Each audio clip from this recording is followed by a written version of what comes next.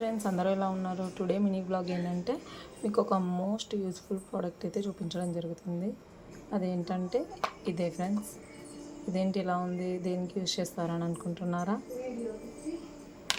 ఇది బేబీస్కి, చిన్న పిల్లలకి యూజ్ చేసేది ఫ్రెండ్స్. 6 మంత్స్ అబోవ్ నుంచి, 6 మంత్స్ నుంచి 5 మంత్స్ నుంచి బేబీస్కి మనం ఫుడ్ అయితే ఇంట్రొడ్యూస్ చేయడం జరుగుతుంది కదా, మన ఫీడింగ్తో పాటు.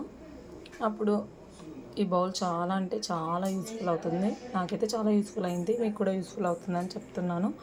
ఎలా యూజ్ చేయాలో తెలుసుకుందాం ఇంకెందుకు ఆలస్యం. ఫర్ సపోజ్ యాపిల్ తినిపిస్తాం అనుకోండి మన పిల్లలకి. యాపిల్ని ఇలా పీల్ తీసేసి చిన్న చిన్న పీసెస్ లాగా అయితే కట్ చేసేసుకోండి ఫ్రెండ్స్. ఫస్ట్ కట్ చేసేసుకున్న తర్వాత ఈ కట్ చేసుకున్న యాపిల్ పీసెస్ని ఈ బౌల్లో అయితే వేసుకోవాలి.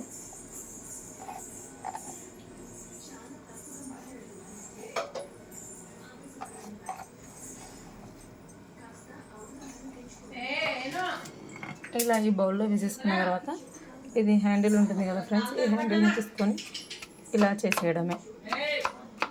యాపిల్ని స్టీమ్ చేసే మెథడ్ కూడా ఇంకొకటి ఉంటుంది కదా ఫ్రెండ్స్, అది కూడా కావాలంటే అప్లోడ్ చేస్తాను. కాకపోతే మోస్ట్లీ పిల్లలు అలా స్టీమ్ చేయడం వల్ల టేస్ట్ అనేది లేకుండా అయిపోయి తినడానికి ఇంట్రెస్ట్ చూపించట్లేదు.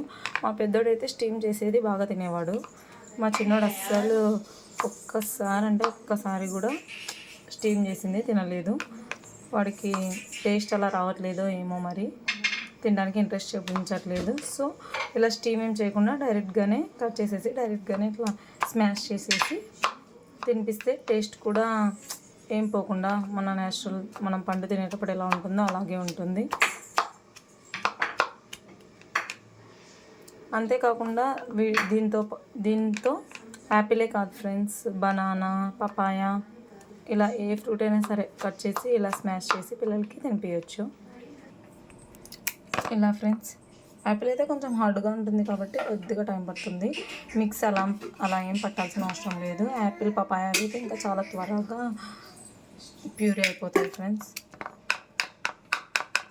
అయిపోయింది ఫ్రెండ్స్. ఇలా అయిపోయిన తర్వాత స్పూన్ తీసేసుకొని మన పిల్లలకి తినిపించేసేయడం అంతే.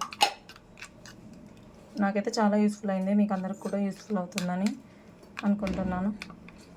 ఇది ఫ్రెండ్స్ ఈరోజు వ్లాగ్.